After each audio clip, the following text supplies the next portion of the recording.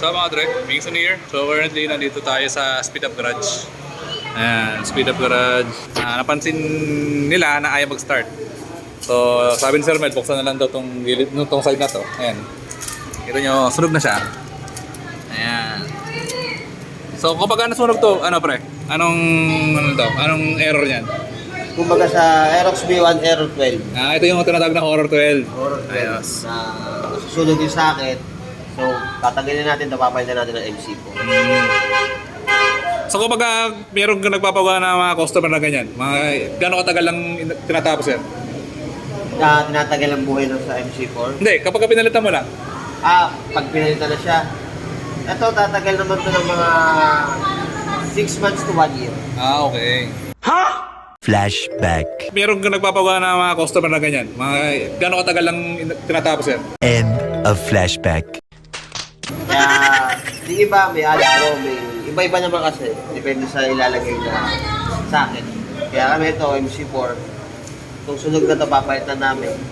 Naging okay na ulit siya. Pero may lifespan din yan, yung MC4.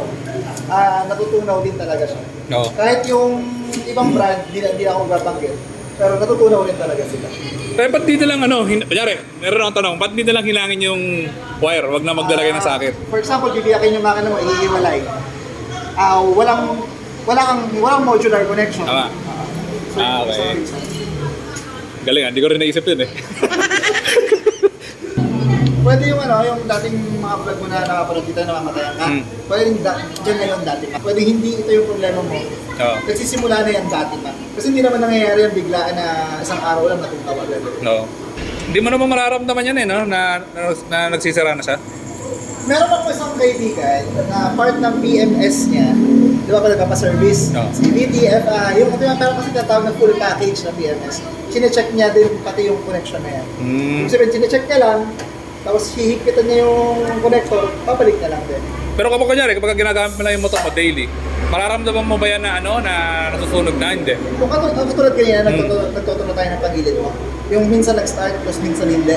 Yun lang yung pinaka-symptoms niya. Tapos pangalawa, mag-check engine yun. Kanina nung dinayin natin yung motor mo, wala siyang check engine, di ba? Tapos nung nangyari kanina, nag-check engine na. So sabi ko kanina, i-wiggle yung connector na to, umandar. So ibig sabihin, ano yan, positive.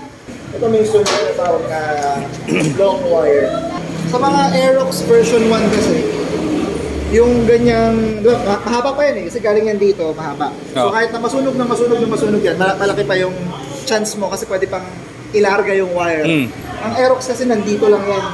So makadalawa ka, ubus na siya. So ang ginagawa na iba, dinodito ka ng wire. Meron akong ibang solusyon, kumbaga, instead na, pag nasira na yung stator, ayan, tinatawag na long wire. Sa Aerox lang to kasi ang ECU ng Aerox nandito. Ang ECU ng NMAX mo nandito. So hindi aabot to sa NMAX V2. So ito yung pinapalit namin doon sa mga Aerox V2, Aerox V1. So ito nakarekta na siya sa ECU. So kapag bibiyakin mo yung makina, tatanggalin mo yung sa ECU connection. Yan, ito original to. Yung mga Aerox Aerox V1 na keyless, na gifted. Kumbaga, straight from the factory, naka-long wire. Talaga? Meron. Pero ilan pa lang yung nakita ko, siguro mga 3 pa lang yung nakita ko. Wala bang kunyari, parang sa USB ng computer, di ba? Yung pag mahaba yung wire may delay, yung kuryente, di ba? Pero tama naman di ba? Tama yun. Ang reason kasi kung bakit natin kinakapalan yung wire, para walang delay. So, for example, ito, yung ganitong gauge 12 ata to, gauge 10, yung ganito, sa ganito kaliit na distance, maganda to. Pero once na ninipisan mo yung wire, hindi delay yung tawag doon, resistance. Yung wire, mag-a-act siya as a resistor. So from dito, papunta sa dulo, ipis ng 100 volts, pagdating sa kabila, 98 na lang pag manipis ang wire mo. Tama. Pero pag malaki ang wire mo, 100 dito, pagdating sa dulo, 100 pa rin. Tama. Yun yung... Baka consistent yung voltahe na dumadali dun sa Kumbaga yung sinasabi mo kanina na ganito, dito nagkakaroon ng resistance. Ang resistance kasi, in order for it to convert yung resistance into energy, kino-convert niya sa heat. Yan yung nangyayari. So, ibig sabihin, yung connector dito, papunta sa connector dito, nagkakaroon ng resistance. Yung mismong socket, nag-heat up. Yan, tinutunaw niya ngayon.